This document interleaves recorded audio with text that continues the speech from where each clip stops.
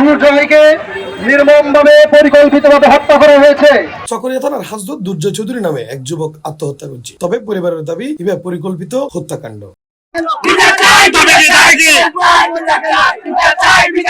আগস্টের 22 তারিখ শুক্রবার ভোর আনুমানিক 1টার দিকে এই ঘটনা ঘটে বলে জানা যায়। নিহত দুর্জয় চৌধুরী চকরিয়া পৌরসভার ভরামহুরি হিন্দুপাড়ার বাসিন্দা। সে চকরিয়া সরকারি বালক উচ্চ বিদ্যালয়ের অফিস সহকারী কাম কম্পিউটার হিসেবে কর্মরত আছে। আমি দুর্জয়ের স্কুল ফ্রেন্ড। ও যথেষ্ট নম্র ভদ্র বিনয়ী ছিল। ও সবার সাথে একদম ছোট বড় সিনিয়র জুনিয়র সবার সাথে খুব ভালো আচরণ করে মানে চলাফেরা করতো। গত হালিয়ে 21 আগস্ট চকরিয়া বালক উচ্চ বিদ্যালয়ের প্রধান শিক্ষক রাবেয়া খানম স্কুলটি আত্মসাৎ এবং প্রধান শিক্ষকের স্বাক্ষর জালিয়াতির অভিযোগে তারা থানাত সুপর্দ করে। স্কুল টিচার হল বেগুন দরিয়ার মারা গেল থানার ভিতর মারা গেল নিশ্চিত স্কুলের ম্যাডামে ফোন করছে সকাল 11টায় আই স্কুলে দিই ও হতে হতে শেখার সমস্যা করছে ফয় তার যদি শেখার সমস্যা করে থাকে তাহলে ব্যাংক যত ব্যাংকের মধ্যে ওনারা লেনদেন আছে অ্যাকাউন্ট আছে ওনারা ব্যাংক অ্যাকাউন্ট ব্যাগিনের স্টেটমেন্ট আনিয়ে রে ইতি যদি হন টিয়া উত্তোলন করে থাকে ডিপোল্ট করে থাকে টিয়াই হটে জমা দিয়ে ন দে আশেপাশে যদি তো গুণারি দন পরে দয় আই তৎকালত ওনারা টিয়া দিও যা দেওয়া পরে তা দিও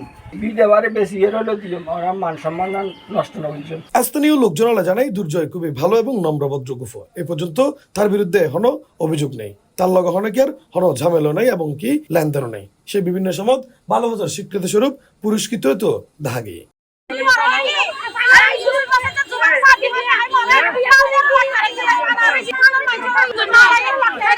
উক্ত ঘটনায় তার পরিবার অভিযুক্ত করেন প্রধান শিক্ষকের। উক্ত প্রধান শিক্ষকের মুঠোফোনে একাধিকবার ফোন দিল, তিনি রিসিভ না করার কারণে তার কোনো বক্তব্য পাওয়া না যায়। চকরিয়া সরকারি উচ্চ বিদ্যালয়ের প্রধান শিক্ষক রাবেয়া খাতুনের দ্রুত গ্রেফতারের আওতায় আনা হয়। এ বিষয়ে অতিরিক্ত পুলিশ সুপার জসিমউদ্দিন জানাই, গত হালিয়া চকরিয়া সরকারি বালক উচ্চ বিদ্যালয়ের প্রধান শিক্ষিকার একান চেক জালিয়াতি এবং আত্মসাতের অভিযোগে তারে আনা হয়। থানা হাজতে রাখি রাত 11:30টায়।